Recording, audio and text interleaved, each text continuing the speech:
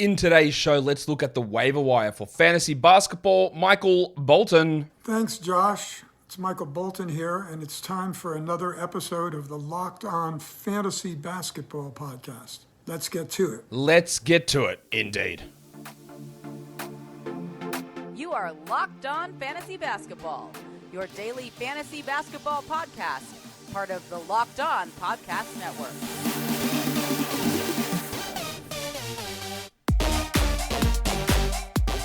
Hello and welcome to the Locked On Fantasy Basketball Podcast, brought to you by Basketball Monster. My name is Josh Lloyd, and I am the lead fantasy analyst at basketballmonster.com, and you can find me on Twitter, as always, at redrock_bball, and on TikTok at redrock_bball, and on Instagram at Locked On Fantasy Basketball. Thank you for making Locked On Fantasy Basketball your first listen every day. We are free and available on all platforms. We are here to start week 13. A lot of very intriguing things happened over the last couple of days, and things that I'm not sure I have great answers for. I know that's not a great way to start a show, but I'm going to try and give answers for them. I'm going to try and talk about it. I'm going to try and look into hype, whether it's real and what to make sense of, because there's been a lot of weird things happen. So I guess, Warnie. Let's get it on, Gilly. All right, the most added players. This is over the last 48 hours. Number one, the two top guys there are two guys that I cannot stand as NBA players. I just think they're significantly overrated, but here they are, producing for very specific circumstances, quite obviously. Number one is Montrezl Harrell, and I have no problem with him being added with the absence of Joel Embiid. I wouldn't say that he's going to dominate every game. There are going to be some games where he does struggle, but with both Embiid and Tucker out for Sunday's game, that it makes sense to add him. We know what he is. He's a points, rebounds sometimes, and field goal percentage player who struggles with free throws and doesn't really provide anything in any of those other categories. And that can have value, for sure. Is he a long-term solution? Absolutely not. Like, not even close to it. But as a short-term add, no problem. The next one's more interesting, I think, and that is Dennis Schroeder, who has been really strong the last couple of games. 40th ranked player over the last week. The minutes are up, and that's probably the thing that I look at the most, because we know Austin Reeves is out, Lonnie Walker's out, Anthony Davis is out, and when the team is healthy, there's just not enough there for him to do. If LeBron and Westbrook and Davis and even Walker are playing, he doesn't get opportunities to handle the ball, doesn't get usage, he doesn't do anything, right? But Davis is out, and then Reeves is out, and then Walker's out, and we're seeing big stuff here from Schroeder, who's playing 38 minutes a night. But in that time, in those last 4 games, this is the thing that where I have an issue with his long-term viability. He's averaging 2.5 assists and 2.8 rebounds. Right? That's just not a realistic number to... not a realistic number. Maintaining that number, it just doesn't give you fantasy value. And I'm not suggesting that he's going to have better numbers than that. It's not where I go, wow, this is a guy who gets 7 assists easily and he's on a real downturn. Because I just don't think he's that guy on this team that produces that. The way he's getting by is by hitting 61% of his threes. So I can sit here, you know what I'm going to say, like he won't do it. That'll probably cut in half. He's a 33 to 34% shooter.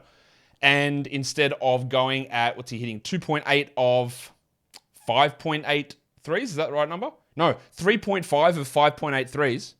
What if he hits 2 threes? So that's 6 fewer points per game. So 24 points comes down to 18 points. Still good. 3.5 threes comes down to 1.5 threes. 53% from the field comes down to 45% from the field. And then we're looking at him as barely a streamer. So I get it. But also, if you add him now, you don't get those last 4 games. You don't get 38 minutes at 61% 3-point shooting. You don't get him. It's a nice little hot streak. And again, when you look at those numbers, and this will get pushed out, man, Schroeder's dominating at the moment. Look at these numbers. He's doing this on 61% shooting. And the way a lot of people look at that, go, man, he's killing it. Got to add him. And I look at that and go, oh, yeah, there's no way.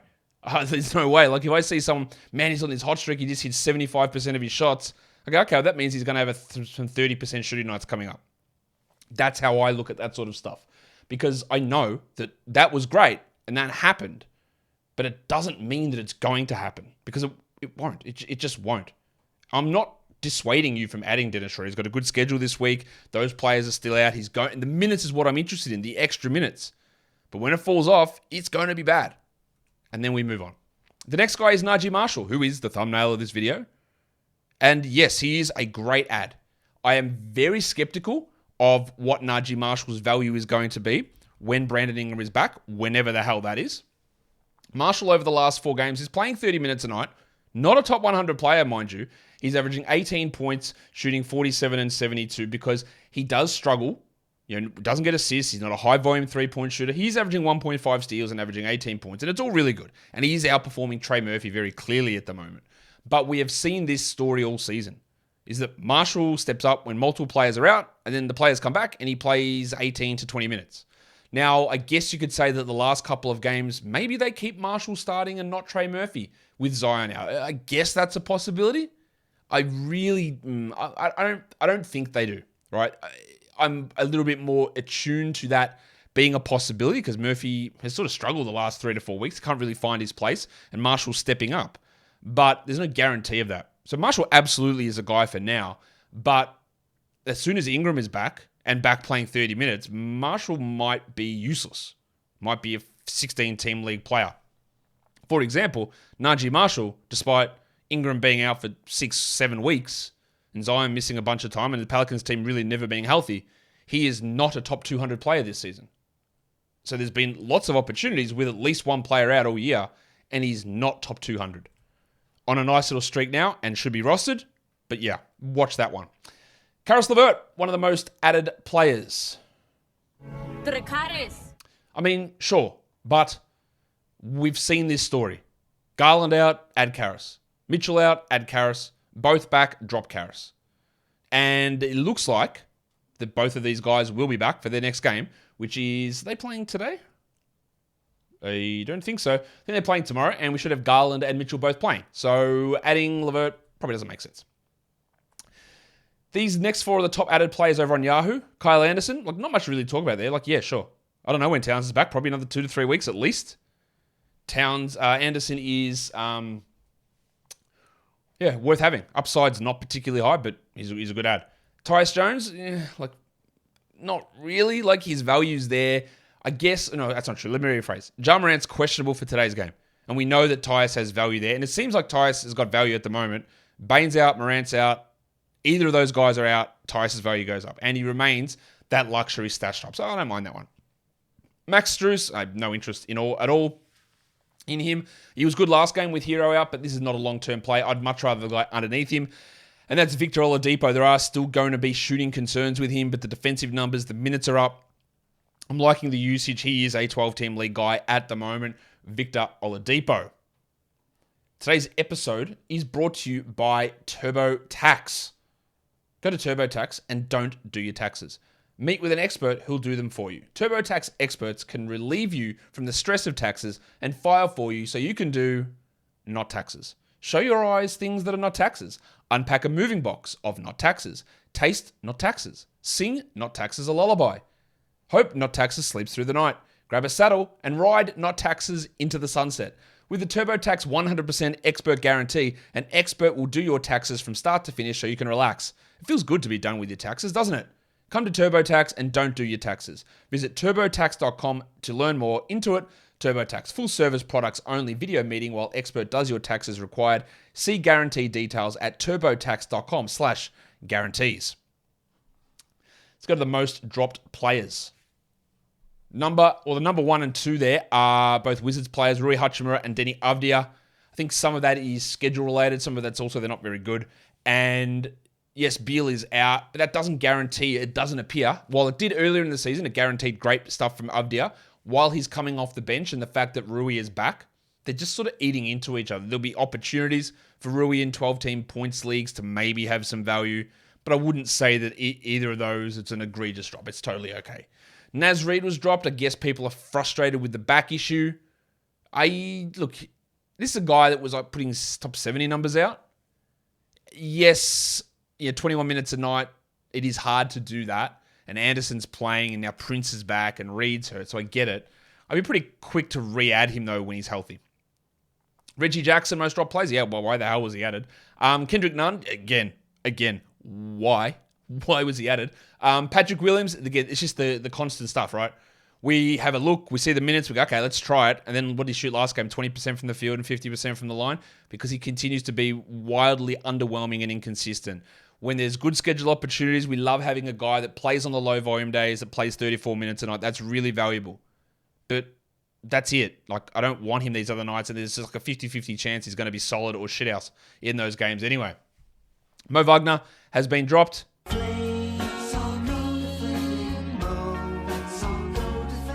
Understandably. Okay, Wendell Carter's back. Mo Wagner's on the bench. It was a nice little run he had. Thanks for coming. And, we don't need you anymore. That's a very, very clear drop at this point. Although the Magic do have a Monday, Tuesday back-to-back. So, there's not a huge amount of play. Well, there's no other team, actually, that has the Monday, Tuesday back-to-back. So maybe he had a little bit of value there. And the next one is Trey Murphy, who had been top 100 nearly all season, but has sort of fallen out of there now. Because he is in a real big slump. The last 15 games, he's just not doing anything. He can't get rebounds. His shooting is still really good, 41% from three. He doesn't get assists. Steals and blocks are nowhere to be seen. Really, all he's providing is free throw percentage and threes. He's not even scoring in high volume. And while I do think he continues to start while Ingram and Zion are out, I'm not sure that makes him must roster. He, again, 108th ranked player this season. That would suggest must roster player. How was he able to get to that number? Well, he averaged a steal a game. He got 6 steals over the last 15 games. It's not enough.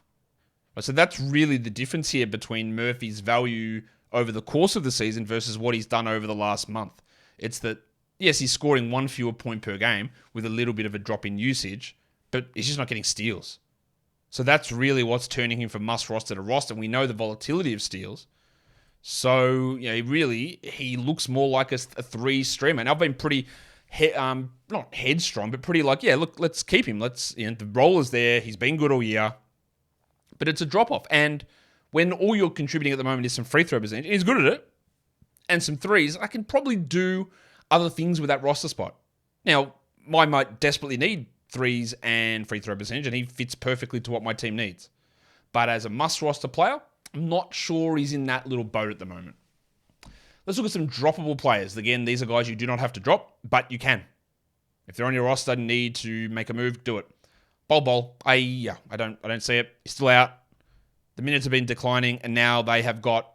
there is no way in my mind that Bol comes back and starts over either Gary Harris or plays more minutes than Cole Anthony or gets an opportunity ahead of Jalen Suggs. I just don't see why he would. His play had declined anyway. Carter's back. Franz is back. Paolo's playing. I don't see why we need to hold him. Malik Beasley's definitely turned into the Trey Murphy points and threes sort of streamer. Benedict Mathurin is a free throw percentage and points type streamer. Has been all season. Really struggles in a lot of other areas. Doesn't do anything in those areas.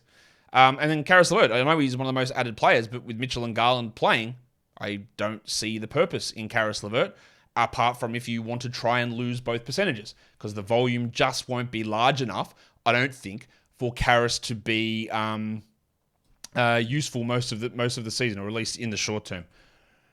In terms of points league guys, a lot of the same names here still have been rostered in too many spots. Brandon Clark. Jalen McDaniels is an interesting one. I think he's a strong category league hold. In a points league, you probably still do want to have him with the absence of Mr. Doubtful Gordon Hayward, and with Kelly Oubre. But is his value in a points league good enough to hold through streaming, or to hold through a guy that's putting his hand up for more playing time or for increased production? I'm not sure. But as always, with any points league add drop decision, who's your worst player? Who's your guy that's averaging the fewest points over the season, over the last month, over the last 2 weeks, over the last week? There's never a formula. Well, if the guy's averaging the least over the last week, we drop him, or if it's for the month. It's all about nuance, and you got to look at all these things and which directions a player heading, is things working in his favor. But in general, if there's a clear player who's just averaging 2-3 fewer points than everyone else on your team, and he's only averaging 2-3 more points than the guys on the waiver wire, then he's a drop. Then you don't need to have him. You move on, you cycle through, you get guys in for schedules, you get 6-7 games out of that roster spot instead of 3 or 4. That's what makes sense. So that's how we've got to view that. And I think McDaniels, in a lot of your teams on a 12-team league, while he might be an ad, look, the opportunity's great, but has he produced enough to be better than your worst player? And if the answer is no, then he's droppable. And I think he will be that for a lot of people in their fantasy teams. Let's look at some must-roster players. And interestingly, he's not at the top of the list anymore, guys. I still think that Kelly Olynyk should be rostered, but there's been enough of a shooting downturn here that I've just tweaked his overall shooting numbers for the rest of the season, and he sort of falls below these players. I still think he's a 12-team league player, but he's not in my top 4 guys who are rostered in under 80% of leagues that need to be rostered. I still think Olynyk is a 12-team league player, but he's in a big slump. The shots just aren't falling. Now, he's still getting defensive stats. He's still getting some assists. He just is shooting like 20% from the field over the last 3 weeks. And that just isn't a realistic number to continue. Again, we also always have to remember these things. And someone had a question about Desmond Bane to me earlier today. Man, Bane is really struggling. It's disappointing. How long do we persist? Like, the guy's hitting 22% of his threes since he returned. Do you honestly believe Desmond Bane's a 22% shooter from three? Like, no, you don't. So you know there's going to be a big improvement. It is going to happen. Do you believe any NBA player, let alone a big man, is like a 20% shooter from the field, which Kelly Olynyk's been over the last 3 weeks? And unless you're lying to yourself, you say no. Like, you know that's not the case. So the fact that he's maintaining 30 minutes a night while shooting one of the most horrible numbers in the NBA means there's going to be stuff improving. So I get the urge because we all love, this is what he did last game. So that's what's going to happen next game. Or this is what's happened for the last 3 weeks. Therefore, how can anything change? I understand that mentality. It's just, it is hard to fight through it, but it almost inevitably means something good is going to happen. Like, there is going to be an improvement in those numbers. And I don't really see, I don't think Olynyk's getting benched playing 18 minutes so they can start Kessler and Vanderbilt together. I don't think that's happening. I just think we need a turnaround in the shooting. Maybe it comes. Maybe it doesn't. If you're in a 10-team league, I get dropping Olynyk. I know he's not even on this list, but I need to talk about him. I get dropping Olynyk. I just wouldn't. Must roster players. I know he's out today, but Jalen Duren, 31, 32 minutes a night, nice rebounder. Not blocking enough shots, which is annoying, but good rebounds, decent scoring. Some steals are pretty good. Field goal percentage pretty good. Yep. Dan Gafford, same stuff. Like, both of these guys are 12-team league players and need to be rostered. Killian Hayes, I believe, is a must-roster player. They're pumping good minutes into him, which is great. He's getting big assists, good steals. The field goal percentage is a concern, but all of these players have concerns. Like, Gafford and Duren have some free throw percentage issues. They don't hit threes. Hayes doesn't hit field goals. But he'll score okay. He'll hit some threes. He'll get some assists. He's not a bad rebounder. He gets some steals. We all have strengths and weaknesses. And I don't think that, like, just because Jalen Duren's a must-roster player, it doesn't mean it makes sense on your team. But he shouldn't sit on the waiver wire. So you grab him and you see if anyone wants him or whatever. He just shouldn't be sitting there. And it might not be your team, but it might be somebody else's team. Like, someone needs to grab these guys. And the same goes, I think, for Bogdan Bogdanovic, who's still available in 20+% of leagues. Yes, his upside is pretty limited with Murray and Hunter and Young. But 29, 30 minutes, good scoring, hit some threes. He's a 12-team league player. The next 4 guys are more specifically to points leagues, and Hayes and Duren on that list. But put Steven Adams there. I still think he's a must-roster category league player for his rebounds alone, but he does struggle with free throws. Obviously, he's hitting, 30% or something. He's not a big scorer, not a big shot blocker, but the rebounds and field goals are strong enough. And then there's Markelle Fultz, who I do think is a must-roster across all formats. I just have him a little bit higher rated there in points leagues. But he's the clear starting point guard. He's been unbelievable in terms of helping turn their season around. He had 6 steals or something yesterday. Like, he's putting up huge numbers. There's going to be issues with shooting at times, especially free throws, so be aware of that. But he's an excellent, excellent fantasy contributor in both points and category league formats. Today's episode is also brought to you by Built Bar. If you're looking for a delicious treat, but you don't want sugar, you don't want calories, well, you don't want many of them. You want as low as possible. That's what Built Bar brings you. Built Bar is the delicious protein bar filled with protein, but low in calories, fat, and sugar. And you know what their secret is? Well, it's not a secret because I blast it out over the airwaves every day. The secret to their taste, is 100% real chocolate. That's it. It's covered in 100% real chocolate. So it tastes unbelievably good.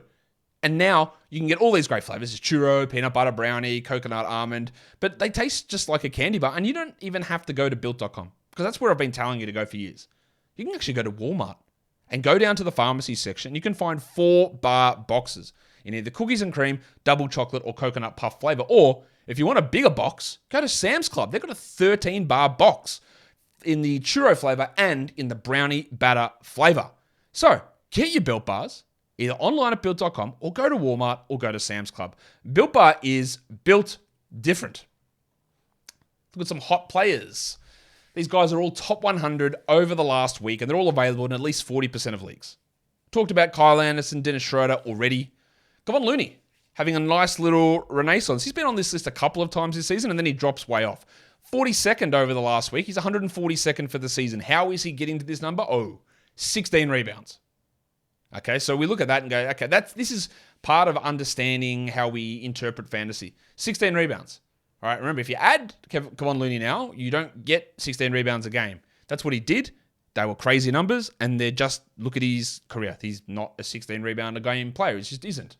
He's also averaging a block per game. He's not usually that. He's hitting 75 from the line. He's not usually that. And he's at 63 from the field. Maybe he's that, but not really. So there's a lot happening here with Looney.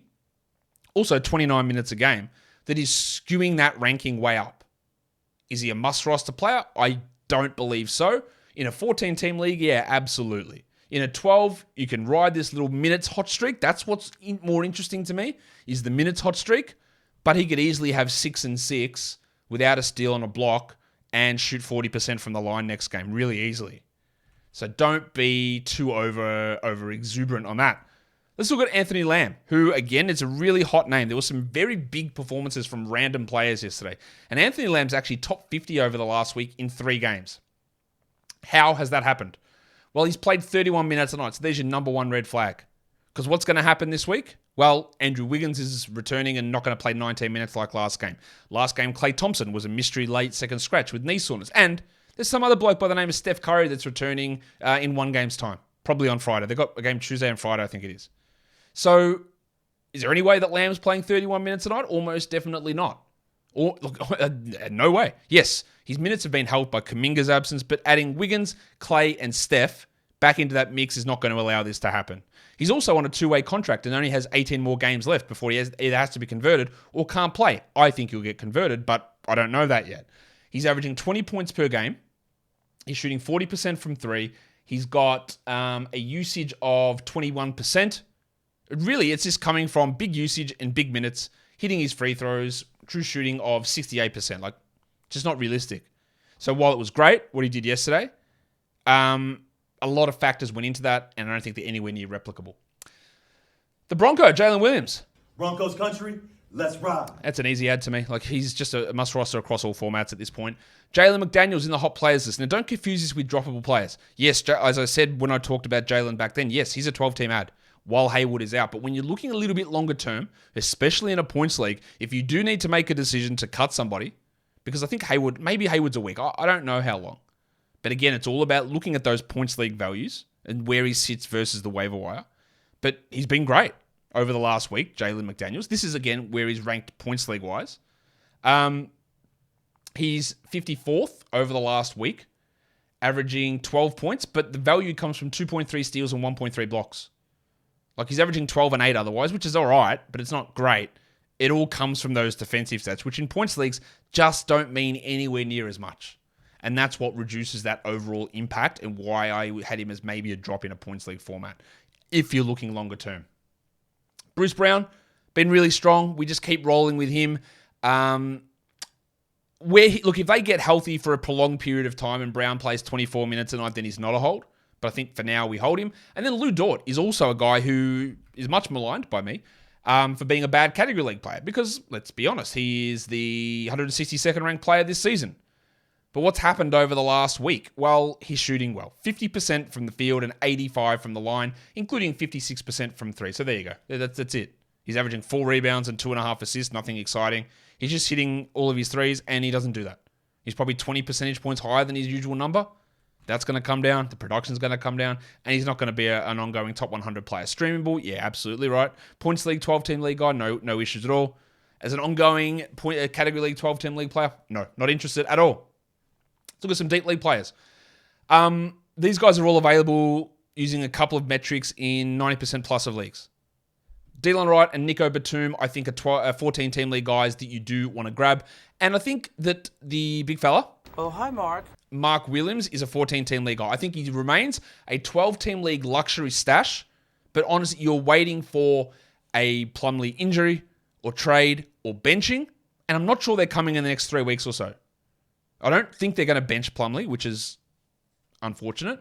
You can't predict an injury, and I don't think they're rushing to trade him in the next week or two. So he remains a 12-team luxury stash, but even in 17, 18 minutes, Mark Williams is a 14-team league option, I think. The next bunch of guys are all 16-team league players who are available in a lot of spots. Grayson Allen, rock solid role, 12 points, 2 threes. It's good. It's good enough for 16s. Andrew Nembhard, rock solid role, 3-4 assists, useful enough in the 16-team league. Patrick Beverley, pretty rock solid role. Although, who knows what's going to happen to that team if and when Anthony Davis returns. There's some talk that maybe they start Davis and Tom Bryant, which feels ridiculous to me, but maybe they do. And that would reduce someone like Beverly or Schroeder. Drew Eubanks, great block streamer, available in every league almost, 16-team league guy for sure. And Timothy John McConnell, assists and steals, gives him 16-team league value. These are the guys that are really generating some interest though at the moment. Let's go to Utah and look at Ochai Agbaji because, again, one of the things, and you see it, and no offense to the guys at Roto World, NBC Sports Edge who write this thing, but yeah, the blurb on him yesterday was, we're all aboard adding Agbaji, right? And I look at it and go, look, he was great yesterday for sure.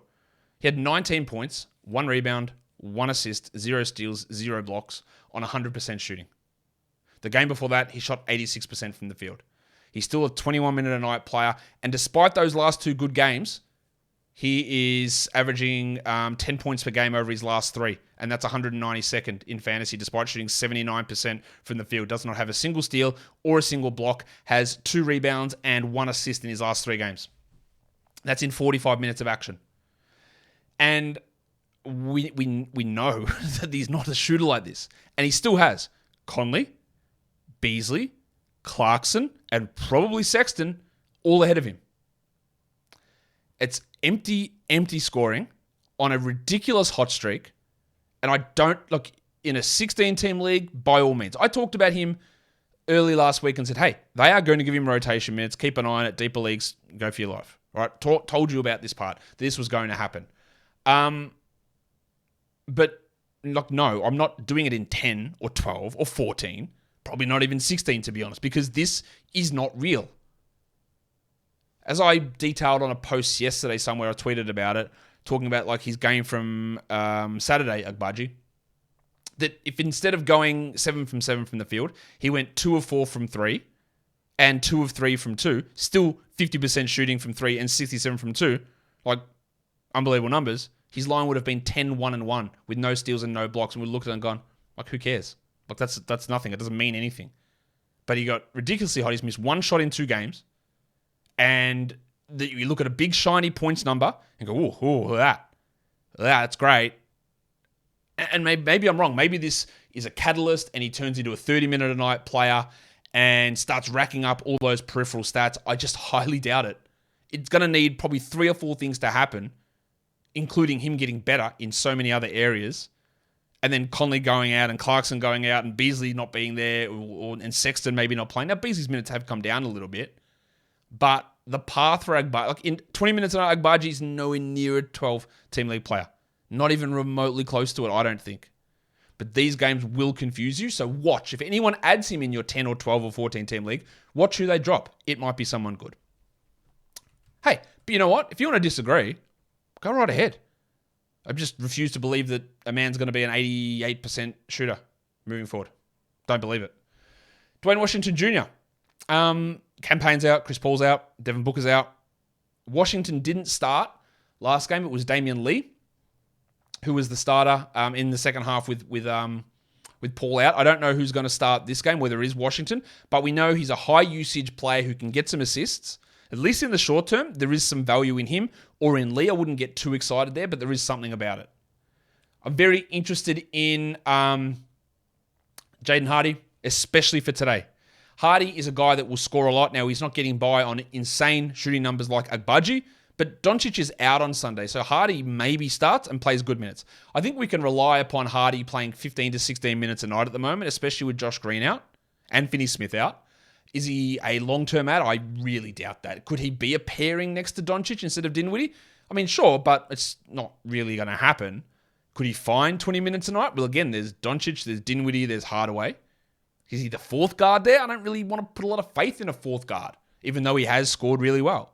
But for at least this game, for Sunday, Hardy's got some appeal. He looks really good as a scorer. Shouldn't have gone in the second round. We're all well aware of that. We said that at draft time.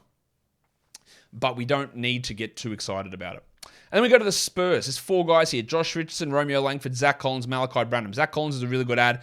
Pirtle dealing with Achilles. It was probably just a back-to-back thing, but Collins is just getting 20 minutes a night. Pirtle's minutes go up and down. I don't mind holding on to Collins because he's providing like 14-team league value as it is with definite 12, 10-team league upside. But the replacements for Devin Vassell, it's all over the shop. And I talked about this when Vassell went down, is that we had a group of games where we could view what happened, and nothing was consistent. One game it was Richardson, like last game. One game it's Langford. One game it's nobody. One game it's Branham. Like, who knows? And like, one thing we know so far, though, it's not Sohan. His minutes have actually gone down since Vassell and then Keldon Johnson went out. His minutes have gone down. And again, it's never as clear as, well, those guys are out, so his usage and everything's going to go through the roof. It hasn't at all for Sohan. Now, Sohan still has some appeal, but this big boost that a lot of people expected to happen clearly hasn't. Langford's going to start over Richardson. That gives him the head start, but I just don't feel confident about any of these guys. Any of those three guards, Richardson, Langford, Branham. I don't feel confident at all. Now, if Keldon is out, it does really give an extra... I think if Keldon remains out with a hamstring issue, which I don't know, then I think Richardson is at least worth having a look at. Langford's been one of the worst per 36 fantasy players in the NBA his entire career. I think he's ranked 350th per 36 minutes this season. And that's the first time he's ever been in the top 400 in per 36 value. Richardson at least has had top 60 fantasy seasons in the past. So I'd like him a little bit over Langford, but it's going to be so up and down. The other thing, they might actually start introducing Blake Wesley back into the mix too. So what I think is going to happen is you're going to have Richardson go off, you're going to have Langford go off, you're going to have Branham some nights, you're going to have Bates Diop, you're going to have Sohan some nights, and it's going to be all back and forward without any clear winner. I'd probably add Collins over any of them, even though it's completely different positioning. And I just don't think anyone here is going to produce consistent value. If I had to have a look, I'd go with a guy who is the better fantasy producer, and that is Josh Richardson, but I don't feel particularly confident in that. And the last name on this list is Al Horford, who is struggling. He just is. He's struggling. We think he can get better, but he's 36 years old. So maybe we're at a spot where he doesn't get better. He's not a top 100 player unless you count turnovers, which again, that's great. He doesn't get turnovers, but he's averaging 5 points over the last week without a steal, with 1 steal, 1 block. Not per game, total. And not shooting the ball well. I do think that his shooting is going to improve, but his free throws have been bad all season. He's not taking any of them, so that's not that big of a deal. But minutes are down as well. Rob Williams, they're not playing Williams and Horford together very much, which is hurting Al.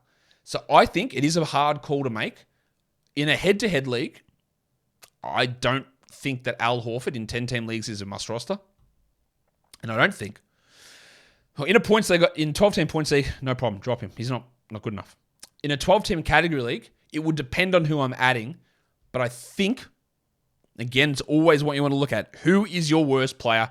Who has been your worst player? Who projects to be your worst player? And if it's him, you say goodbye. Because I'm not entirely convinced at his age that it jumps back up strongly. I'm not really fully on board with this, but that is definitely the way that it is trending. Like if I had to come to a decision between Horford and Olynyk, I'd keep Olynyk. If it had to come between Horford and Trey Murphy, that's a difficult one. I'd probably keep Horford, but I don't know. And that's sort of where my decision making is with him. I'm still not really certain with it, but it is absolutely trending in the wrong direction. He is struggling with a lot of things that we've come to know from Horford as strengths. And his value, ranking-wise, is propped up by never turning the ball over. And if you're not actually providing positives in any other category, a lack of turnovers doesn't help a fantasy team. I want to know your opinion, especially on some of these hot players like Agbaji and Hardy and the Spurs bullshit and Olynyk, trending names, Olynyk and Horford. I want to know what you guys think. Drop it down below in the comments. Guys, follow this podcast on Apple Podcasts, Google Podcasts, Stitcher, Spotify, and on the Odyssey app. And if you're here on YouTube, thumb it up and leave those comments down below. Guys, we are done here. Thank you so much for listening, everyone. See ya.